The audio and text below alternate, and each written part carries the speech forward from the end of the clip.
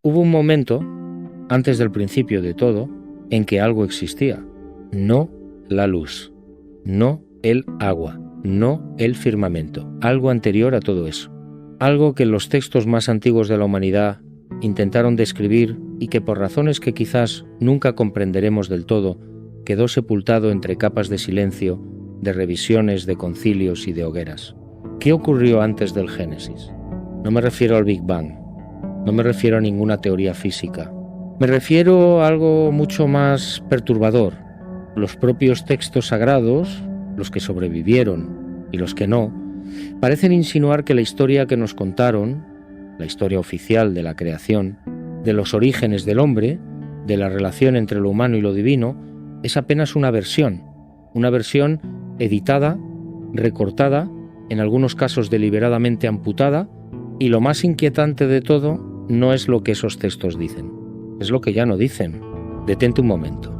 Cierra los ojos si quieres. Imagina que tienes en tus manos un libro que fue escrito hace miles de años, copiado a mano durante generaciones, venerado, custodiado, y que en algún momento de la historia alguien decidió que no debía formar parte del canon. Alguien, o varios alguien, se sentaron en torno a una mesa, lo leyeron y dijeron: esto no, este texto no entra.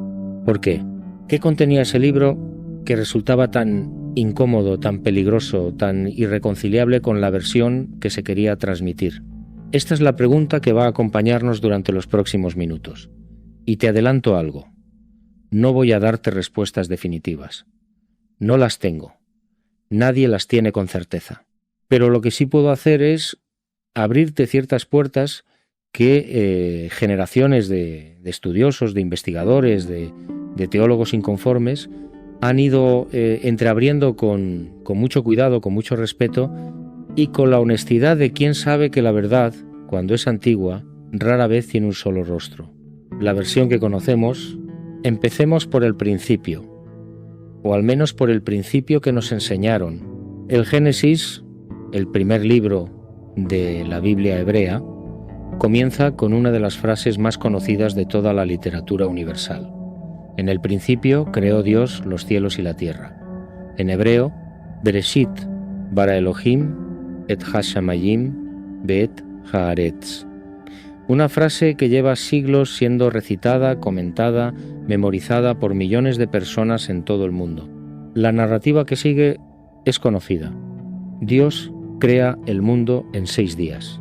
Crea la luz, separa las aguas, hace aparecer la tierra firme, llena el mundo de plantas, de animales, de astros. Y al final, como culminación de toda esa obra, crea al ser humano, primero a Adán, modelado del polvo, luego a Eva, surgida de una costilla de Adán, los instala en un jardín de perfección, el Edén. Les da una sola norma: no comer del fruto de un árbol particular. Luego viene la serpiente, la tentación, la caída, la expulsión, y desde ese momento la humanidad comienza su largo exilio. Esta es la historia. Esta es la versión aceptada durante siglos por 3 grandes tradiciones religiosas: el judaísmo, el cristianismo y el islam. Una historia de origen, de inocencia perdida, de consecuencias que se extienden hasta nuestros días. Una historia limpia, ordenada, con un principio, un conflicto y una expulsión que lo explica todo. Demasiado limpia, quizás, porque cuando uno se acerca a los textos con lupa, cuando uno estudia no solo el Génesis tal como lo conocemos hoy, sino las fuentes de las que bebió, los textos paralelos que existían a su alrededor, los manuscritos que quedaron fuera, los fragmentos recuperados en cavernas y en bibliotecas olvidadas, la historia empieza a temblar, no a derrumbarse, no a desaparecer, sino a revelar capas que estaban ahí siempre, esperando que alguien se molestara en mirar. La grieta en el relato, la primera grieta aparece en el propio texto del Génesis, y es tan evidente que resulta sorprendente que no se hable más de ella.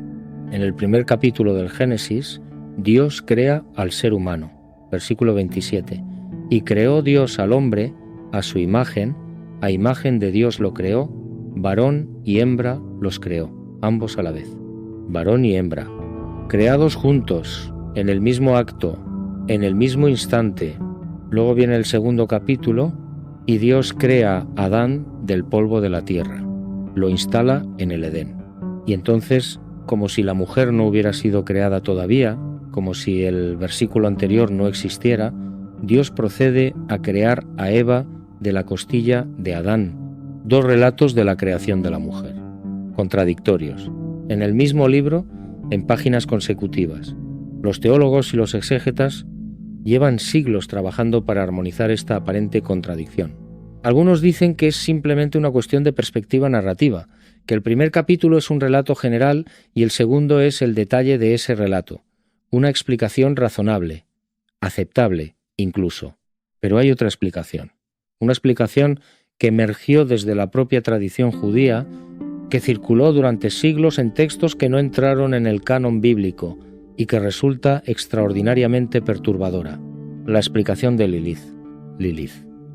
El nombre que la Biblia oficial no menciona, o casi no menciona, aparece una sola vez, en el libro de Isaías, en un contexto de desolación y ruina, listada junto a otros seres del desierto, interpretada en la mayoría de las traducciones modernas simplemente como lechuza o criatura nocturna. Una mención fugaz, casi invisible.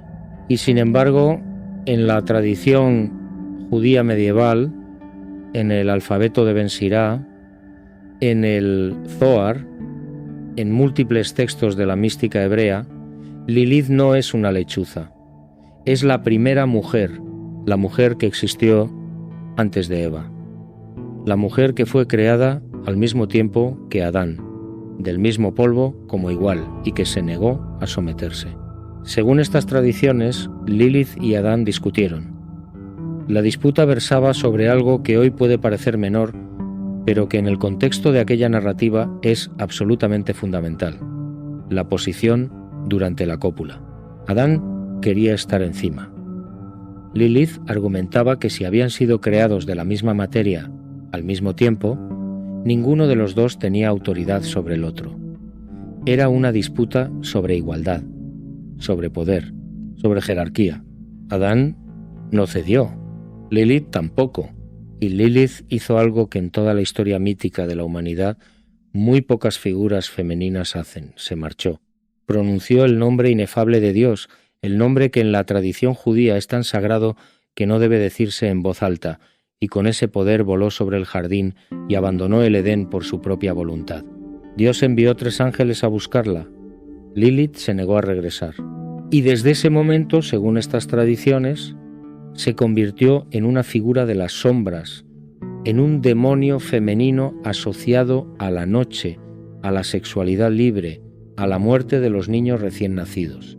Es decir, la primera mujer que reclamó igualdad fue convertida en demonio. Piénsalo despacio. Ahora bien, ¿qué estatus tienen estos textos sobre Lilith? Es importante decirlo con claridad. No forman parte de la Biblia canónica. No son textos aceptados como escritura sagrada por las tradiciones religiosas mayoritarias. Son parte de una literatura que los estudiosos llaman parabíblica o apócrifa, textos que circularon en ambientes judíos y que reflejan tradiciones orales y especulaciones teológicas que no fueron incorporadas al canon oficial.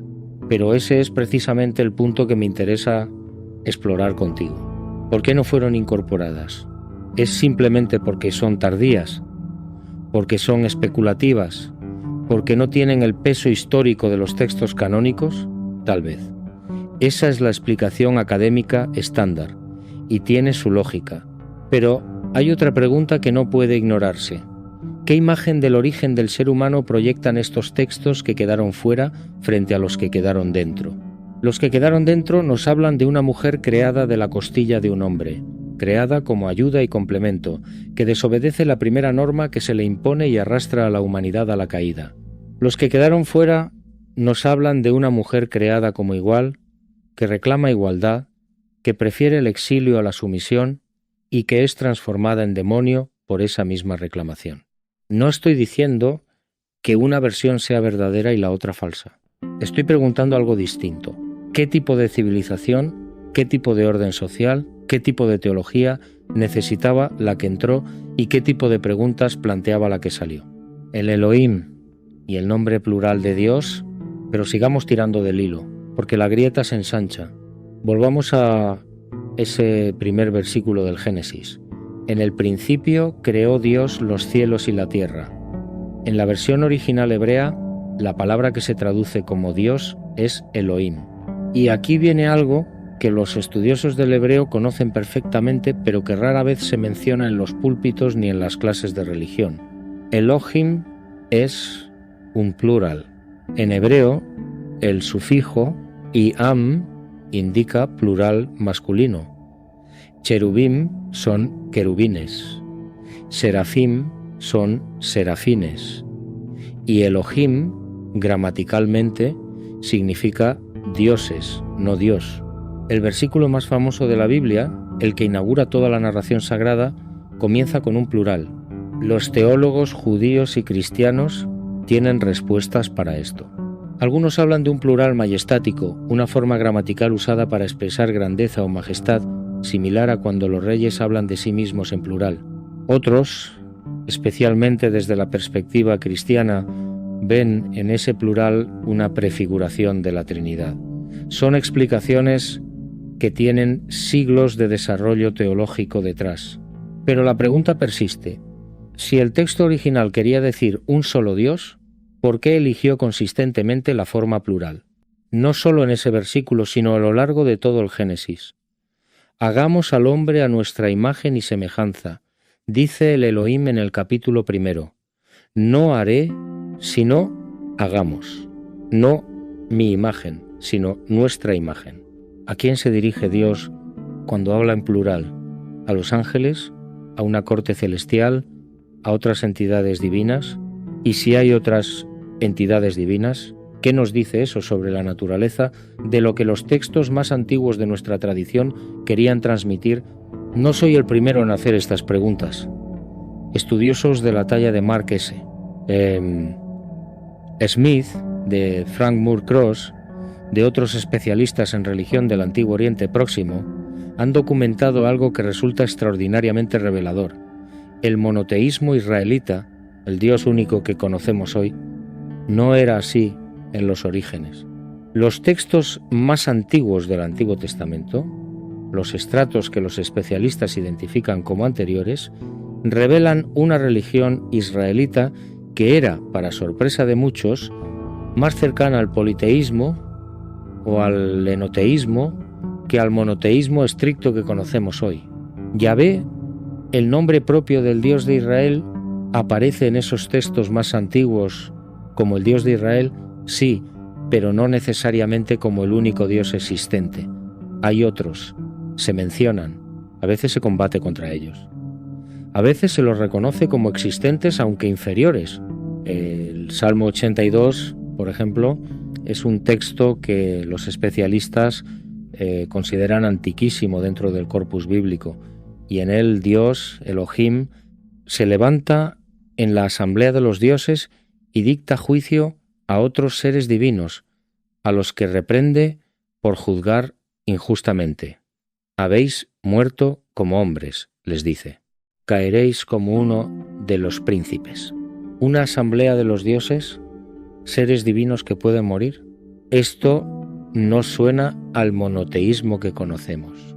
Suena a algo mucho más antiguo, a una cosmología más parecida a la de los pueblos vecinos de Israel, a la de los cananeos, a la de los babilonios, que tenían sus propios panteones con jerarquías, disputas, ipsilon rangos divinos.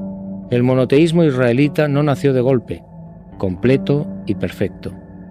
Fue, en palabras de los propios especialistas, un proceso, una evolución, un camino que llevó siglos y que dejó huellas en los propios textos, huellas que todavía están ahí, para quien quiera verlas. El jardín, la serpiente y lo que nadie preguntó, volvamos al Edén. Volvamos a esa escena que todos conocemos, la serpiente, el árbol, el fruto prohibido, la tentación. La lectura tradicional es clara. Adán y Eva desobedecen a Dios, comen el fruto prohibido y como consecuencia son expulsados del paraíso, condenados al dolor y al trabajo. La serpiente es el demonio, el engañador, el origen del mal en el mundo. Pero hay una pregunta que el texto mismo, si lo leemos con atención, nos invita a hacernos una pregunta que está en el propio Génesis, no en los apócrifos, no en tradiciones alternativas, sino en el texto canónico, en esas páginas que se leen en las iglesias y sinagogas de todo el mundo. ¿Qué ocurrió exactamente cuando Adán y Eva comieron el fruto? El texto lo dice con precisión perturbadora. Génesis 3:5, la serpiente habla: Dios sabe que el día que coméis de él, vuestros ojos serán abiertos, y seréis como Dios, sabiendo el bien y el mal. Y efectivamente, cuando comen, sus ojos son abiertos. Inmediatamente después, Dios confirma lo mismo. Génesis 3:22. Y dijo Jehová Dios: He aquí el hombre es como uno de nosotros, sabiendo el bien y el mal. Como uno de nosotros. Ahí está otra vez el plural, y la afirmación es extraordinaria. Dios confirma que la serpiente dijo la verdad. Adán y Eva comieron el fruto, y efectivamente se volvieron como uno de nosotros. No murieron ese día, como Dios había advertido que ocurriría. Adquirieron conocimiento. Entonces la pregunta que no puede ignorarse es esta: ¿cuál era la razón del Dios del Edén para prohibir ese fruto? La lectura tradicional responde: era una prueba de obediencia. La desobediencia era el pecado, no el conocimiento en sí mismo. Pero hay otra lectura posible. Una lectura que los gnósticos, esos pensadores de los primeros siglos del cristianismo que la Iglesia consideró herejes y cuyas obras destruyó casi por completo, desarrollaron con una coherencia perturbadora. ¿Y si el fruto prohibido no era malo para los humanos? ¿Y si la prohibición no era moral sino estratégica? Los gnósticos y el Dios desconocido. Los textos gnósticos son una de las grandes sorpresas del siglo XX. Durante siglos los conocíamos casi exclusivamente a través de las refutaciones que sus adversarios escribieron contra ellos. Sabíamos lo que los herejes creían porque sus enemigos nos lo contaban, y naturalmente lo contaban de la peor manera posible. Luego llegó 1945 y un campesino egipcio llamado Muhammad Ali al-Samman encontró en las cercanías de la ciudad de Nag Hammadi, en el Alto Egipto, una vasija de barro enterrada al pie de un acantilado. Dentro había varios papiros encuadernados en cuero, 12 códices y las páginas de un 13º, escritos en copto, la lengua del Egipto cristiano, manuscritos que llevaban enterrados, con toda probabilidad, desde el siglo IV de nuestra era. Lo que esos textos contenían alteró para siempre nuestra comprensión del cristianismo primitivo. Eran textos gnósticos: el Evangelio de Tomás, el Evangelio de Felipe, el Evangelio de la Verdad, el libro secreto de Juan, textos que planteaban una cosmovisión radicalmente diferente a la que el cristianismo oficial había desarrollado. Y en esa cosmovisión, la historia del Edén tenía un significado completamente diferente. Para los gnósticos, el Dios que creó el mundo material, el Dios del Génesis, no era el Dios supremo. Era una figura inferior, a veces llamada el demiurgo, una palabra griega que significa artesano o creador. Este ser había creado el mundo material, sí, pero lo había hecho de manera imperfecta, y tenía una característica que los gnósticos describían con una mezcla de lástima y horror: era ignorante, no sabía que existía algo más elevado que él mismo. Se consideraba el único Dios, el Supremo, y esa ignorancia arrogante era el origen de todo el sufrimiento del mundo. En algunos textos gnósticos, este ser dice explícitamente: «Yo soy un Dios celoso, y no hay otro Dios aparte de mí». Y los gnósticos señalaban: ¿por qué un Dios verdaderamente supremo necesitaría proclamar que no hay otros dioses? ¿Acaso el océano proclama que no hay otros océanos? La necesidad de afirmar la propia unicidad es, para los gnósticos, la prueba misma de que esa unicidad es una ilusión, o peor aún, una mentira deliberada. En este marco, la serpiente del Edén no era el demonio, era el mensajero de un conocimiento más elevado. Era la entidad que intentaba liberar a los humanos de la ignorancia que el demiurgo quería mantenerlos. El fruto prohibido no era veneno, era luz, y la prohibición de comerlo no era una prueba moral, era un mecanismo de control. Sé lo que puede estar pensando en este momento quien me escucha desde una fe sincera y arraigada. Esto suena a herejía, y desde la perspectiva de la ortodoxia cristiana lo es. El gnosticismo fue condenado, combatido, y sus textos fueron destruidos.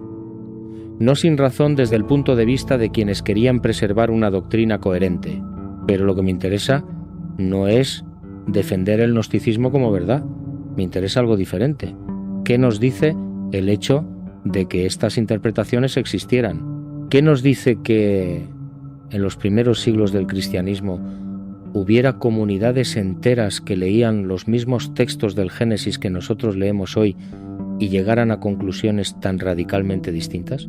Que eran herejes, sí, desde la perspectiva del canon que ganó, pero eso es decir que tenían razón los que tenían el poder, y eso no es un argumento teológico, es un argumento político.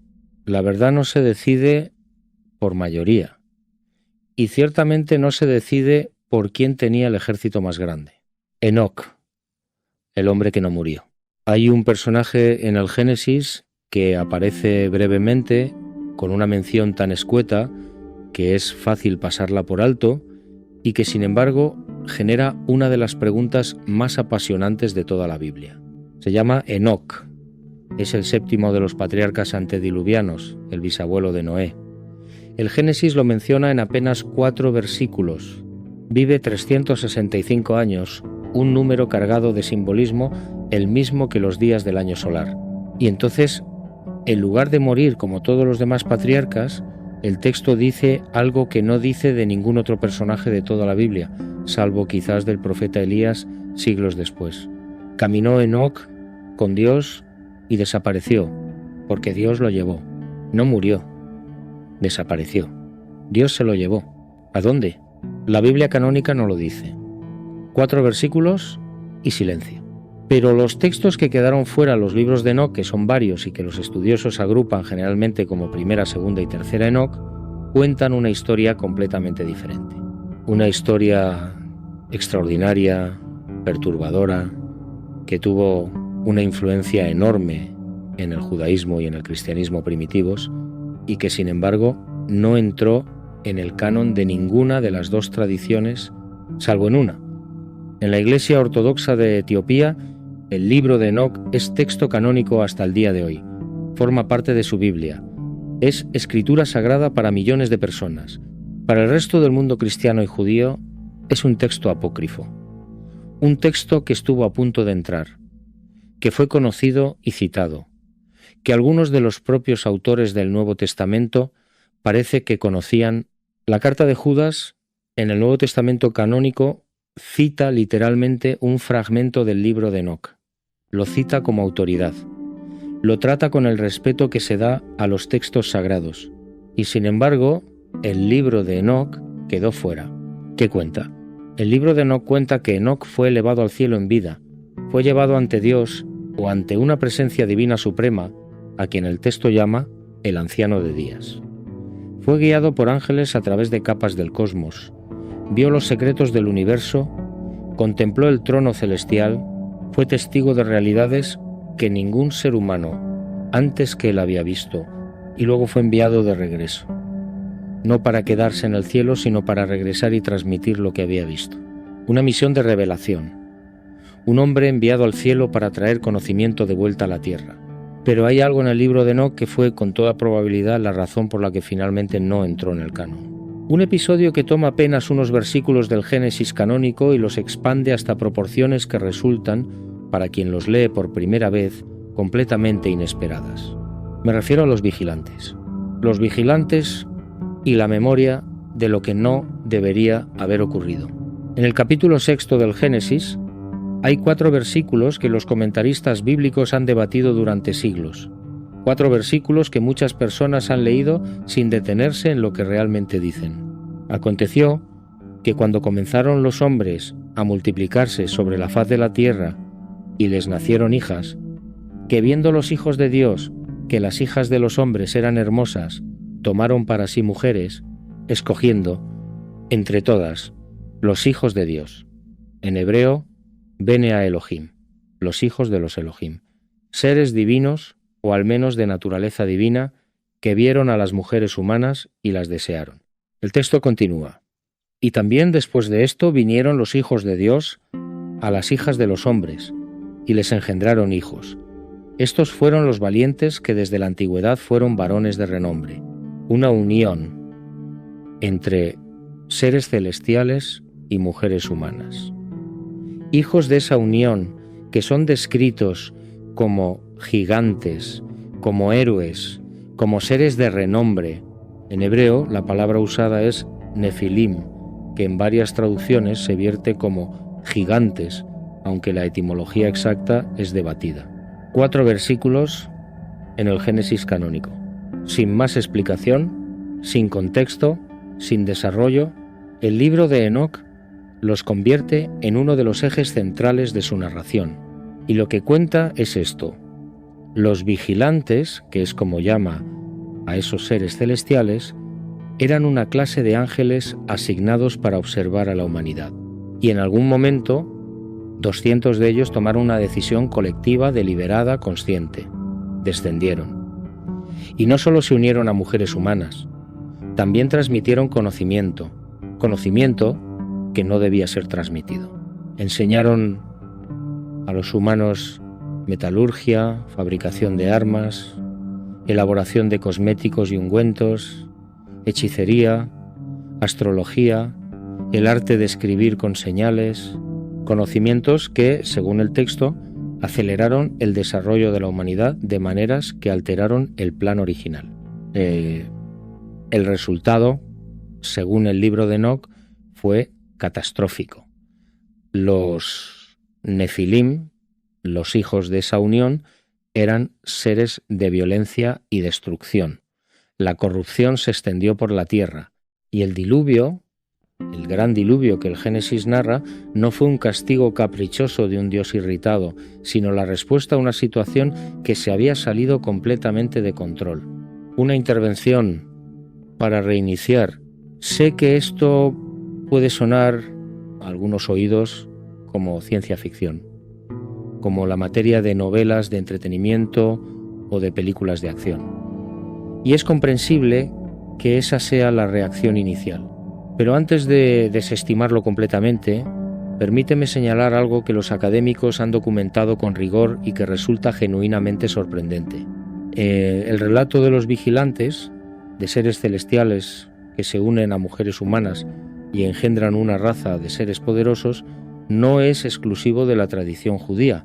Aparece, con variaciones que son más similitudes que diferencias, en culturas que no tenían contacto entre sí, separadas por miles de kilómetros y por barreras geográficas que hacen imposible el préstamo cultural directo. En Grecia, los dioses del Olimpo se unen a mujeres mortales y engendran héroes, semidioses, seres de poder excepcional, Heracles, Aquiles, Perseo. La mitología griega está llena de estas uniones. En Mesopotamia, en los textos sumerios y acadios, que son varios milenios más antiguos que el Génesis tal como lo conocemos hoy, los Anunnaki, los grandes dioses, tienen relaciones con seres humanos. El poema de Gilgamesh, el texto literario más antiguo que se conoce, describe a Gilgamesh como 2/3 Dios y 1/3 hombre. En la India védica, los Apsara, las ninfas celestiales, y los Gandharva, seres divinos masculinos, tienen uniones con humanos que producen seres de naturaleza extraordinaria. En los textos mayas y aztecas, seres venidos del cielo se unen a los primeros hombres y les transmiten conocimiento y poderes. ¿Es esto coincidencia? ¿Es la tendencia universal de la mente humana a explicar el origen de los héroes mediante la divinización? Tal vez. Es la explicación más sencilla y más aceptada, pero hay otra pregunta posible. ¿Y si todas estas tradiciones están recordando, cada una a su manera, con el lenguaje y los símbolos de su propia cultura, algo que en algún momento lejano realmente ocurrió? No afirmo que así sea, Pero la pregunta no es caprichosa, la pregunta es inevitable. El conocimiento prohibido y la memoria de su origen. Hay algo en el relato de los vigilantes que merece una atención especial, y es la lista de los conocimientos que transmitieron a la humanidad.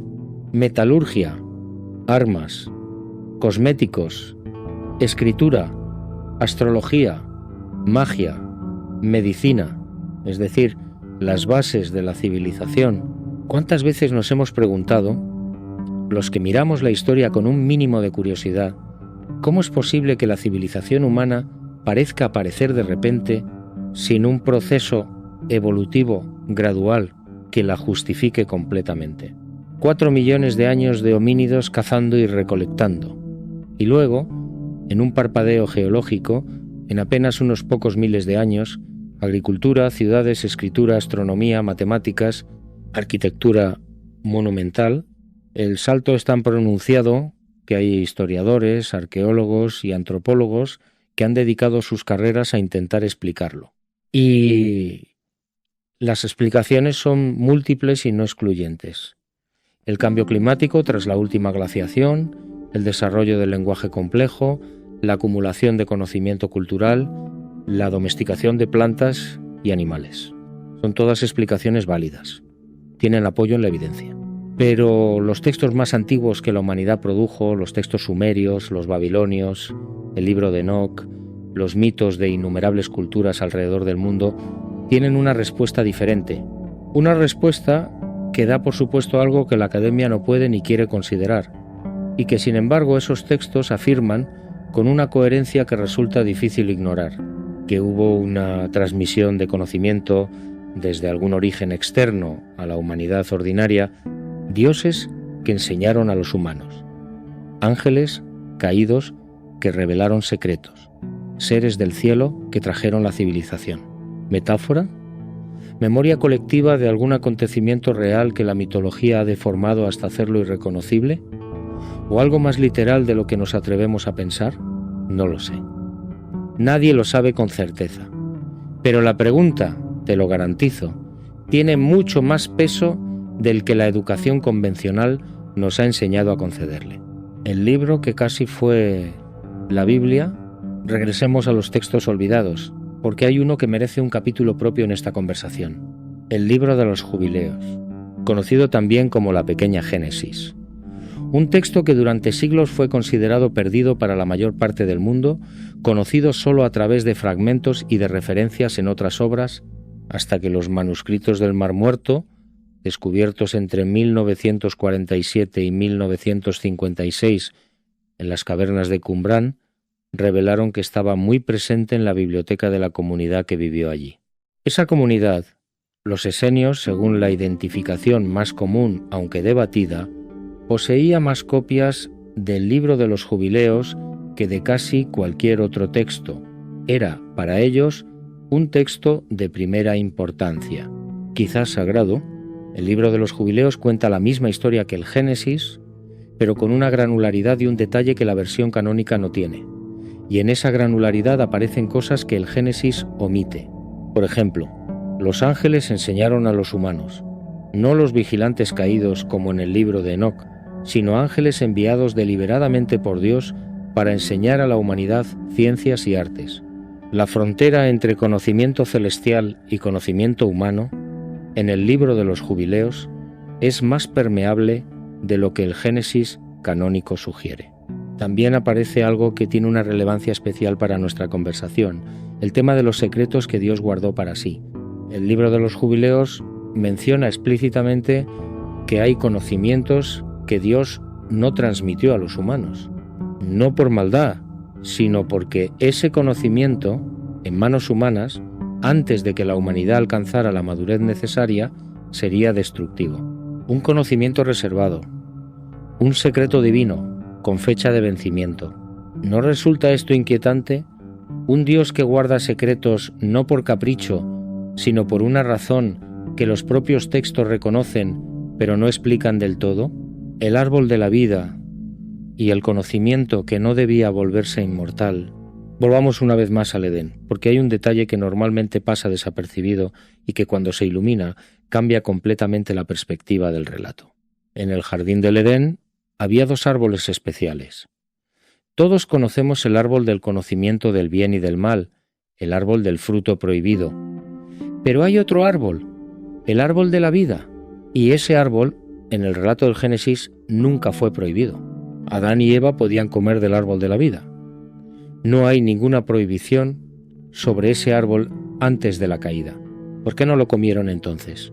El texto no lo dice, simplemente no lo comieron. Y cuando fueron expulsados del Edén, la razón que el Génesis da para la expulsión no es la que casi todos recordamos. No es el castigo por haber comido el fruto prohibido. Eso ya había ocurrido. La razón explícita de la expulsión es otra. Génesis 3, 22 y 23. Y dijo Jehová Dios: He aquí el hombre es como uno de nosotros, sabiendo el bien y el mal. Ahora pues, que no alargue su mano, y tome también del árbol de la vida, y coma, y viva para siempre. Y lo sacó Jehová del huerto del Edén. La expulsión no fue el castigo por haber comido el fruto. La expulsión fue para impedir que los humanos, ahora que tenían el conocimiento, también comiesen del árbol de la vida y se volviesen inmortales. ¿Qué implica esto? Que hay 2 cualidades que los textos presentan como divinas: el conocimiento y la inmortalidad. Los humanos, en el Edén, tenían ninguna de las 2. Después de la caída, obtuvieron el conocimiento. Y en ese momento, el texto es explícito, la preocupación divina fue que no obtuviesen también la inmortalidad. He aquí el hombre es como uno de nosotros, la frase que ya analizamos antes, con su plural inquietante. Y la consecuencia: hay que impedir que los humanos completen su divinización. ¿Es esto el gran secreto que Dios nunca explicó?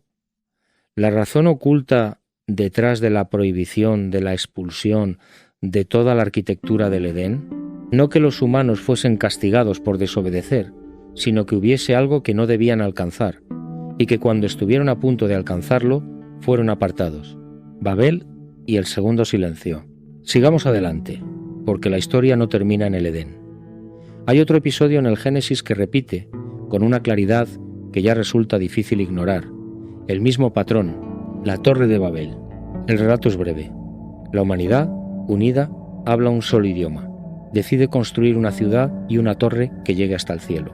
Y Dios, o los Elohim, reacciona con una urgencia que resulta, si se piensa bien, bastante difícil de entender en el contexto de un Dios omnipotente. Génesis 11 contra 5 hasta 7. Y descendió Jehová para ver la ciudad y la torre que edificaban los hijos de los hombres. Y dijo Jehová: He aquí el pueblo es uno, y todos estos tienen un solo lenguaje, y han comenzado la obra, y nada les hará desistir ahora de lo que han pensado hacer. Ahora pues descendamos, y confundamos allí su lengua, para que ninguno entienda el habla de su compañero. Otra vez el plural. Descendamos. Otra vez la preocupación ante el progreso humano. Y la razón declarada, explícita en el propio texto, resulta ser la más desconcertante de todo el Génesis. Nada les hará desistir de lo que han pensado hacer. No, están haciendo algo malo. No, están violando una ley moral. Sino, si están unidos y hablan un solo idioma, literalmente no habrá límites a lo que puedan lograr. La división de la humanidad en pueblos con lenguas diferentes no se presenta como un castigo por una maldad específica, se presenta como una intervención para limitar el potencial humano, para que la humanidad no pueda hacer todo lo que podría hacer. De nuevo, el gran secreto que Dios nunca explicó, la razón última de esa intervención: hay algo que los humanos no deben alcanzar, y cada vez que se acercan hay una intervención que los detiene y los separa. El patrón se repite: el Edén, Babel. Y uno no puede evitar preguntarse: ¿cuántas veces más se ha repetido ese patrón en la historia de la humanidad sin que los textos canónicos lo registren? Los textos de Nag Hammadi y la pregunta por el Creador. Regresemos a los textos de Nag Hammadi. porque hay en ellos algo que va más allá del gnosticismo como sistema teológico, algo que tiene una relevancia directa para la pregunta que estamos explorando. Uno de los textos encontrados en aquellas vasijas de barro es el Apócrifo de Juan, conocido también como el Libro Secreto de Juan. Es uno de los textos gnósticos más completos y más elaborados, y en él aparece una versión de la historia del Génesis que es como mirar la historia familiar en un espejo deformante, reconocible pero alterada de maneras que producen vértigo. En el Apócrifo de Juan, el ser que crea el mundo material no es el Dios Supremo. Es una entidad que fue generada a partir del Dios Supremo, pero que se separó, que actuó sin autorización, que creó este mundo como un dominio propio, y cuando creó a los humanos, lo hizo de manera deficiente. Los humanos del Apócrifo de Juan son criaturas atrapadas en la materia, ignorantes de su verdadero origen divino. Pero hay algo más. En este texto hay una entidad que desciende al jardín para ayudar a los humanos, para despertarlos, para revelarles que hay algo más allá del creador limitado que los hizo. Y esa entidad usa a la serpiente como vehículo. La serpiente, de nuevo, como mensajera de un conocimiento superior. ¿Es esto la verdad histórica? No lo sé. ¿Es esto lo que realmente ocurrió en los orígenes? No hay manera de saberlo con certeza, pero lo que sí resulta innegable es que estas interpretaciones existieron, que comunidades enteras de seres humanos que se llamaban a sí mismos cristianos, que amaban a Jesucristo y lo consideraban su Salvador, leían estos textos y los encontraban coherentes, significativos, reveladores. ¿Qué nos dice eso sobre la pluralidad de voces que existían en los primeros siglos del cristianismo? Sobre la riqueza, o quizás el caos, de interpretaciones que había antes de que un canon oficial cerrara la conversación. Y sobre todo, ¿qué nos dice sobre la naturaleza del secreto que estamos intentando rastrear? El Jesucristo de los Evangelios olvidados. No podría hablar de secretos prohibidos en los textos sagrados sin detenerme en algo que sigue siendo, 2000 años después, uno de los temas más debatidos y más apasionantes de toda la historia humana. Jesucristo. Los 4 evangelios canónicos, Mateo, Marcos, Lucas y Juan, son los documentos sobre Jesús que la Iglesia reconoció como auténticos y que forman la base de la fe cristiana. Pero no son los únicos evangelios que existieron, ni de lejos.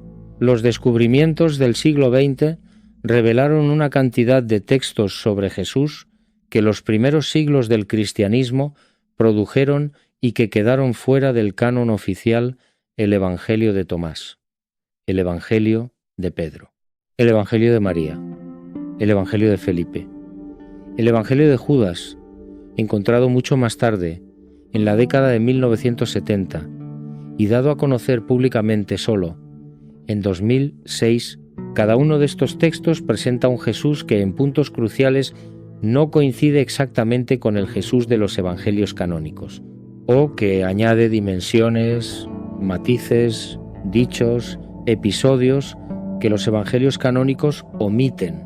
El Evangelio de Tomás, por ejemplo, es una colección de 114 dichos atribuidos a Jesús, sin narrativa, sin historia de la pasión, sin milagros, sin resurrección, solo dichos. Algunos de ellos tienen paralelos en los evangelios canónicos. Otros no aparecen en ningún otro lugar. Y varios de esos dichos son de una profundidad que resulta desconcertante. Si traes a la luz lo que hay dentro de ti, lo que traes a la luz te salvará. Si no traes a la luz lo que hay dentro de ti, lo que no traes a la luz te destruirá. El reino del Padre es como una mujer que lleva una vasija llena de harina. Mientras camina por un largo camino, el asa de la vasija se rompe, la harina va cayendo detrás de ella en el camino. Ella no lo sabe, no se da cuenta del problema. Cuando llega a casa, pone la vasija en el suelo y la encuentra vacía. ¿Qué clase de teología habita en esas palabras? ¿Qué imagen de lo divino, de lo humano, de la salvación proyectan? ¿Por qué quedaron fuera? La respuesta estándar de los historiadores y teólogos es que muchos de estos textos son tardíos, que fueron escritos décadas o siglos después de los evangelios canónicos, que no tienen la misma cercanía histórica a Jesús.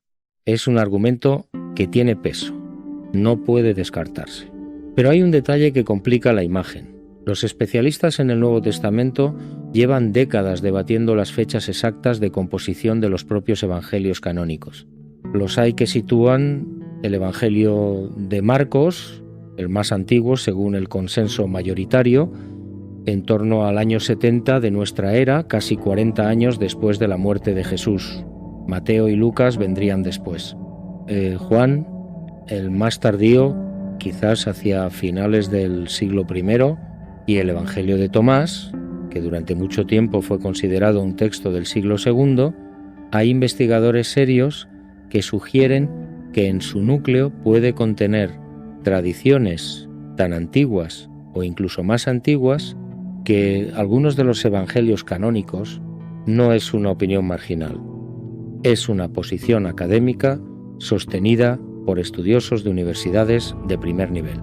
Lo que esto significa es que el criterio de antigüedad no es tan simple como parece a primera vista, y que la pregunta de por qué ciertos textos entraron y otros no va más allá de la fecha de composición. El concilio que decidió la verdad, hay un momento de la historia que conviene revisitar con calma, porque es el momento en que muchas de las preguntas que estamos haciendo encontraron una respuesta institucional, aunque no necesariamente una respuesta definitiva. El año 325 de nuestra era, el Concilio de Nicea, convocado por el emperador Constantino, el primer emperador romano, en convertirse al cristianismo, o al menos en usar el cristianismo como herramienta política, lo que desde cierta perspectiva es lo mismo y desde otra es completamente diferente. En ese concilio, varios cientos de obispos de todo el mundo cristiano se reunieron para resolver, entre otras cosas, una disputa teológica sobre la naturaleza de Cristo, si era de la misma sustancia que Dios Padre o de una sustancia similar pero no idéntica. La disputa entre Arrio y Atanasio, una diferencia que vista desde fuera puede parecer minúscula, pero que tiene consecuencias teológicas enormes. Ahora bien, el Concilio de Nicea no fue el concilio que definió el canon bíblico. Ese es un malentendido popular que conviene aclarar. La formación del canon fue un proceso largo que se extendió durante varios siglos con diferentes tradiciones adoptando diferentes decisiones. El canon del Nuevo Testamento, tal como lo conocemos hoy, no fue formalmente definido hasta el siglo IV, en el Sínodo de Hipona, en el 393, y el Sínodo de Cartago en el 397, y aún así siguieron existiendo debates durante siglos. Lo que sí ocurrió en el siglo IV y en los siglos siguientes es que los textos que quedaron fuera del canon fueron progresivamente marginados, silenciados, en algunos casos destruidos. Las comunidades que los usaban fueron perseguidas. Sus bibliotecas fueron quemadas. Los textos de Nag Hammadi sobrevivieron porque alguien en algún momento del siglo IV los enterró, probablemente para protegerlos de la destrucción. Alguien los consideró suficientemente valiosos como para arriesgar su vida escondiéndolos, con la esperanza quizás de que algún día, cuando los tiempos cambiaran, pudieran ser desenterrados. Tuvieron que esperar 1600 años. El silencio de los años perdidos. Hay una laguna en la historia de Jesús que lleva siglos desconcertando a los estudiosos, a los creyentes y a los curiosos por igual. Los evangelios canónicos narran el nacimiento de Jesús y algunos episodios de su infancia, especialmente el famoso episodio del niño Jesús debatiendo con los doctores en el templo de Jerusalén a los 12 años. Y luego silencio, un silencio de aproximadamente 18 años. La próxima aparición de Jesús en los evangelios es ya como adulto, en torno a los 30 años, cuando llega al Jordán para ser bautizado por Juan el Bautista. ¿Qué hizo Jesús durante esos 18 años? ¿Dónde estuvo? ¿Qué aprendió? ¿Con quién vivió? Los evangelios canónicos no lo dicen. Hay una suposición implícita de que vivió en Galilea aprendiendo el oficio de carpintero o constructor con José. Una vida ordinaria, humana, sin particular relevancia hasta el comienzo de su ministerio público. Pero hay otras tradiciones, otras historias, ninguna con el peso histórico de los evangelios canónicos, seré claro en eso, pero tradiciones que han circulado durante siglos y que resultan al menos intelectualmente fascinantes. Algunas tradiciones medievales sitúan a Jesús joven en Egipto, estudiando en las academias de Alejandría, absorbiendo la sabiduría de tradiciones filosóficas y espirituales que habrían influido en su enseñanza posterior. Hay quien señala que la Alejandría del primer siglo antes de nuestra era era un crisol intelectual sin precedentes, donde convivían la filosofía platónica, la mística judía, las enseñanzas pitagóricas, las tradiciones del antiguo Egipto y muchas otras corrientes. Hay expedicionarios y escritores que a finales del siglo XIX afirmaron haber encontrado textos en monasterios budistas del Himalaya que describían la visita de un maestro israelita al que llamaban Isa, describiendo enseñanzas que tienen paralelos llamativos con las del Evangelio. Nikolai Notovich, el viajero ruso que describió ese hallazgo, fue ampliamente criticado y su historia no ha podido ser verificada de manera independiente. ¿Fue a la India? ¿Estudió con maestros budistas? ¿Visitó Persia, Mesopotamia, Egipto? No lo sabemos. No hay documentación fiable. Pero la pregunta de esos 18 años vacíos sigue ahí, esperando una respuesta que los textos oficiales no dan. Y en ese silencio, el misterio respira, los ángeles y sus nombres prohibidos. ¿Hay algo más que los textos apócrifos y los libros de Enoc revelan? Algo que choca frontalmente con la imagen de los ángeles que el canon oficial transmite y que tiene implicaciones enormes para la pregunta del secreto prohibido. En la tradición oficial, los ángeles son mensajeros de Dios, figuras de luz, de servicio, de total obediencia. La Biblia canónica menciona solo a 3 ángeles por nombre: Miguel, Gabriel y Rafael. 3 nombres, 3 funciones y una jerarquía que no se cuestiona. Pero en el libro de Enoc y en otros textos apócrifos, el mundo angelical es vastísimo, complejo, jerarquizado y no siempre unánime. Hay ángeles que tienen nombres específicos asociados a funciones cósmicas, a estrellas, a planetas, a los días y las estaciones, a fenómenos naturales. Hay ángeles que interceden, que protestan, que argumentan entre sí y ante Dios. Y hay ángeles que desobedecen. No solo los vigilantes del capítulo de los Nefilim, sino un contexto más amplio de seres celestiales con voluntad propia, con capacidad de elección, con la posibilidad real de optar por un camino diferente al prescrito. Un universo espiritual enormemente más rico, más tenso, más dramático que el canon oficial presenta. ¿Por qué quedó fuera esta imagen? Hay una respuesta sencilla. Con tantos ángeles con nombres y funciones específicas, la frontera entre la fe monoteísta y el politeísmo se vuelve muy delgada. Si hay centenares de seres espirituales poderosos, cada uno con su nombre, su dominio y su función, ¿en qué se diferencia eso de un panteón? La simplificación fue tal vez necesaria para preservar la coherencia teológica del monoteísmo. Pero lo que quedó fuera en ese proceso de simplificación fue una cosmología entera, un universo espiritual de una riqueza extraordinaria, una visión del cosmos como un lugar habitado por innumerables formas de ser, algunas de ellas próximas a lo divino, algunas próximas a lo humano y muchas en algún punto intermedio. ¿Es eso un secreto prohibido? ¿O simplemente una tradición que no sobrevivió al proceso de canonización? Quizás la diferencia entre las dos cosas no sea tan grande como parece.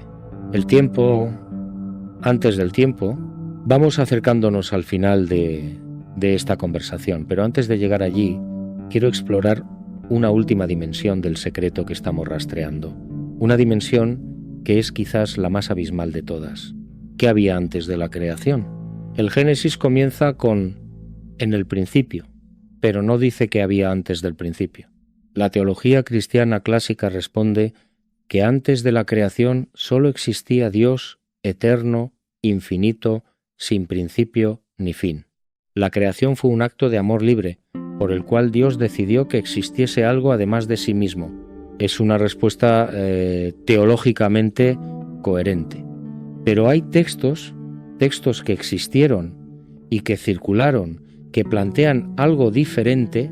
En algunas tradiciones gnósticas, antes de la creación del mundo material, hubo una historia en el mundo espiritual, en lo que ellos llamaban el pleroma, la plenitud. Una historia de emanaciones, de seres divinos que surgieron del Dios Supremo como luz de la luz, cada uno menos completo que el anterior, cada uno más alejado de la fuente original, y en esa historia anterior hubo un error, una caída en el nivel espiritual, antes de que existiera nada material. El mundo material es, en esta visión, la consecuencia de ese error. No fue creado con amor, sino como el resultado de algo que salió mal en planos de existencia que la mente humana no puede imaginar directamente. Esta idea, la de una historia antes de la historia, una caída antes de la caída, un misterio anterior al misterio del Génesis, es lo que los estudiosos llaman protología, el estudio de los orígenes más radicales. Y es un campo donde la tradición oficial es casi completamente silenciosa. ¿Por qué? Tal vez porque cualquier respuesta que se dé a la pregunta de qué había antes de la creación inevitablemente plantea otras preguntas aún más difíciles. Si Dios existía solo antes de la creación, ¿por qué creó? Si no estaba incompleto, si no necesitaba nada, ¿qué motivó el acto creador? ¿Amor libre? ¿Abundancia que se derrama? ¿Algo que el lenguaje humano no puede capturar? Y si hubo algún tipo de historia antes, si la creación no fue el primer acto sino el resultado de algo que lo precedió, entonces la pregunta se vuelve aún más perturbadora. ¿Es este mundo el plan original o es una respuesta a algo que ya salió mal? No tengo respuesta.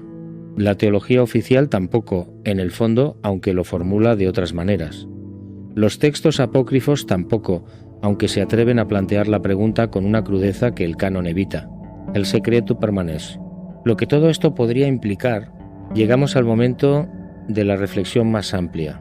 El momento de preguntarse qué significa todo esto, si es que significa algo para nuestra comprensión del pasado, de nosotros mismos, de la naturaleza de lo sagrado. Si los textos que quedaron fuera del canon contienen tradiciones genuinas, memorias reales de una visión del cosmos que fue activamente suprimida, entonces nuestra comprensión de los orígenes de la religión, de la espiritualidad y posiblemente de la propia historia humana es incompleta, de maneras que van mucho más allá de simples debates académicos. Estaríamos ante la posibilidad de que el monoteísmo tal como lo conocemos no sea el origen de todo, sino el resultado de un proceso de simplificación y selección que eliminó capas enteras de una cosmovisión más antigua y más compleja. Estaríamos ante la posibilidad de que la relación entre lo humano y lo divino, tal como aparece en esos textos suprimidos, sea radicalmente diferente a la relación que las religiones oficiales describen. No una relación de criatura-creador, de obediencia y dependencia, sino una relación más ambigua, más tensa, más cargada de historia y de conflicto.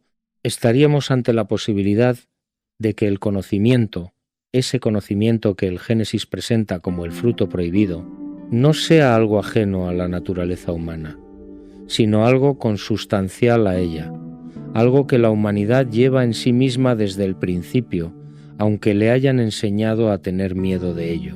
Y estaríamos ante la posibilidad de que el secreto que Dios nunca explicó, esa ausencia en el texto, ese silencio en el centro de la narrativa, no sea una omisión accidental, sino algo deliberado. Una puerta que fue cerrada con llave, un conocimiento reservado que, según los propios textos, debía llegar en otro tiempo. ¿Ha llegado ese tiempo? ¿Los paralelos con otras civilizaciones y la memoria universal? Antes de cerrar hay que señalar algo que los investigadores más serios y más honestos de estas materias no pueden ignorar. El hecho de que los paralelos entre la narrativa bíblica y las narrativas de otras civilizaciones no son superficiales, no son del tipo también tenían un diluvio o también tenían ángeles, van mucho más profundo. En los textos sumerios más antiguos, los Anunnaki, los grandes dioses, Deciden crear al ser humano, y la razón que dan es pragmática hasta resultar incómoda. Quieren mano de obra, quieren seres que trabajen para ellos. En el Enuma Elis y en otros textos mesopotámicos, los humanos son creados para servir a los dioses, para liberarlos de los trabajos que les resultan pesados.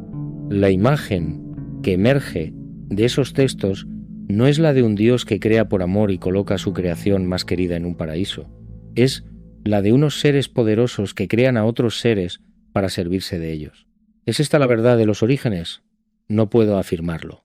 Pero la pregunta de por qué una imagen tan diferente, tan perturbadora, tan contraria a la imagen oficial, aparece en los textos más antiguos de la civilización humana antes de que el Génesis, tal como lo conocemos, fuera redactado, es una pregunta que merece tomarse en serio.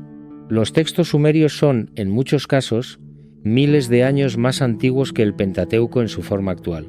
Los estudiosos han documentado paralelos claros entre episodios del Génesis y episodios de la literatura mesopotámica. El diluvio, la figura del hombre primordial, los jardines celestiales, la búsqueda de la inmortalidad que aparece en el poema de Gilgamesh.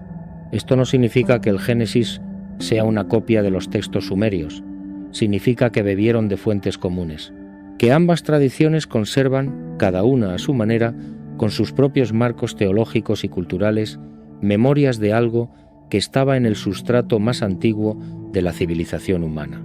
Y esas memorias, en su versión más antigua, antes de las revisiones teológicas posteriores, pintan un cuadro muy diferente del que estamos acostumbrados, lo que la ciencia no puede negar y la fe no puede ignorar. Hay un territorio en el que la ciencia y la tradición espiritual se encuentran, a veces con incomodidad y a veces con una fertilidad sorprendente, y ese territorio es el de las preguntas fundamentales sobre la conciencia humana. ¿Por qué los humanos tienen la capacidad de preguntarse por su propio origen? ¿Por qué somos los únicos seres conocidos en el universo que construimos sistemas simbólicos tan complejos, que elaboramos cosmologías, que nos preguntamos por el sentido de la existencia? La respuesta evolutiva es conocida. La complejidad cognitiva es el resultado de millones de años de selección natural que favorecieron el cerebro capaz de planificar, de anticipar, de modelar la realidad. Y esa misma complejidad, como su producto, generó la conciencia reflexiva. Es una respuesta válida, tiene un poder explicativo enorme, pero hay una pregunta que esa respuesta no elimina del todo. Si somos el resultado de un proceso ciego, sin propósito, sin dirección, ¿por qué tenemos la capacidad y la necesidad de buscar el propósito? ¿Por qué la ausencia de significado nos duele? ¿Por qué el ser humano que vive sin ninguna narrativa que le dé sentido a su existencia tiende hacia el sufrimiento profundo?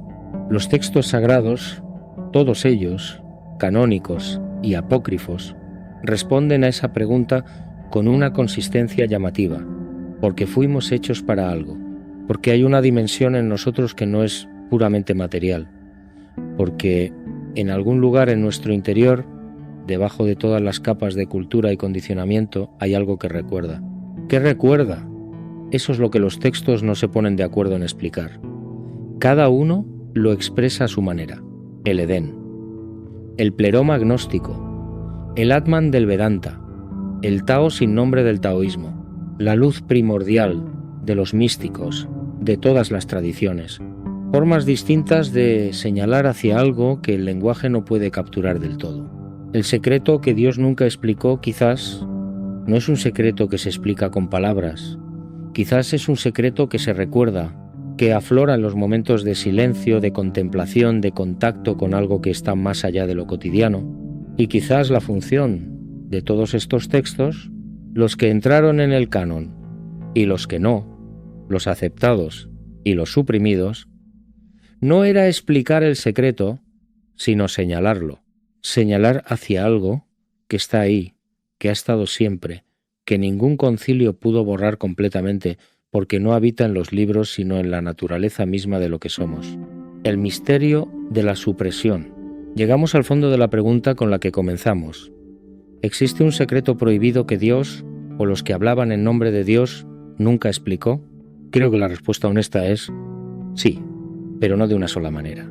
Hay secretos de omisión, cosas que el texto canónico simplemente no dice, vacíos en la narrativa que no pueden explicarse del todo por razones estilísticas o culturales, los años perdidos de Jesús, el silencio sobre lo que precedió a la creación, la falta de explicación sobre la razón última de la prohibición del Edén. Hay secretos de supresión, textos que existieron, que circularon, que fueron leídos por comunidades enteras y que desaparecieron, algunos porque no resistieron el paso del tiempo, otros porque alguien tomó la decisión de que no debían sobrevivir. Hay secretos de interpretación, textos que están ahí, en el canon, que cualquiera puede leer, pero cuyas implicaciones más perturbadoras han sido sistemáticamente suavizadas, explicadas de maneras que reducen su extrañeza. El plural de Elohim, los bene a Elohim, que se unen a mujeres humanas, el Dios que expulsa del Edén para impedir la inmortalidad humana. Y hay, quizás, un secreto más profundo que todos esos. Un secreto que no está en ningún texto, ni canónico ni apócrifo, porque no puede estar en un texto. Un secreto sobre la naturaleza de lo que somos y de nuestra relación con lo que nos trasciende, que ningún lenguaje puede articular del todo. Ese secreto, si existe, no fue suprimido por ningún concilio ni por ningún rey. Está escondido en otro lugar, en un lugar al que cada ser humano en algún momento de su vida, si tiene la quietud suficiente, puede acercarse. El cierre, que no cierra. Terminamos. O mejor dicho, hacemos una pausa, porque estas preguntas no terminan, no pueden terminar. Llevamos miles de años haciéndolas. Cada generación las ha formulado a su manera, con el vocabulario de su tiempo, con los textos disponibles en su época, y cada generación ha llegado al mismo punto, al borde de algo que no puede nombrarse del todo. Los textos que quedaron fuera del canon no son la respuesta. Ni siquiera son necesariamente verdaderos en el sentido histórico, pero son voces de seres humanos que se hicieron las mismas preguntas que nos hacemos nosotros, que miraron los mismos cielos nocturnos que miramos nosotros, que sintieron la misma inquietud ante el misterio de la existencia y que intentaron articular lo que sentían con las herramientas que tenían. Silenciarlos no hizo que las preguntas desaparecieran, solo hizo que tardáramos más en volver a hacérnoslas. ¿Qué ocurrió antes del principio? ¿Por qué fue prohibido el conocimiento en el Edén? ¿Quiénes eran los Elohim? ¿Qué llevó a los vigilantes a descender? ¿Qué contienen esos 18 años de silencio en la vida de Jesús? ¿Por qué tantos textos, tantas voces, tantas tradiciones fueron deliberadamente calladas? Y sobre todo, ¿qué secreto es tan poderoso, tan central, tan fundamental, que su revelación resultaba demasiado peligrosa para dejarla circular libremente? Esa pregunta queda en el aire esta noche, o este día, según cuando la estés escuchando, queda en el espacio entre las palabras, en el silencio después de esta frase. Y quizás, si te quedas quieto el tiempo suficiente, si apartas el ruido que llena cada momento de la vida moderna, algo muy antiguo, algo que lleva mucho tiempo esperando ser recordado, comenzará a insinuarse. No como una certeza, no como una revelación definitiva, sino como una pregunta, la pregunta correcta, la que siempre estuvo ahí. Si estas reflexiones han resonado en algún lugar dentro de ti, si la pregunta que quedó en el aire sigue moviéndose mientras sigues con tu día, compártela. Escríbela en las palabras que tengas. Conversa con otros que también se asomen a este abismo con respeto y con asombro. Estas conversaciones son las que han mantenido viva la búsqueda durante milenios y son las que la mantendrán viva en los años que vienen. Quédate con nosotros. Hay muchos más misterios esperando ser recorridos juntos.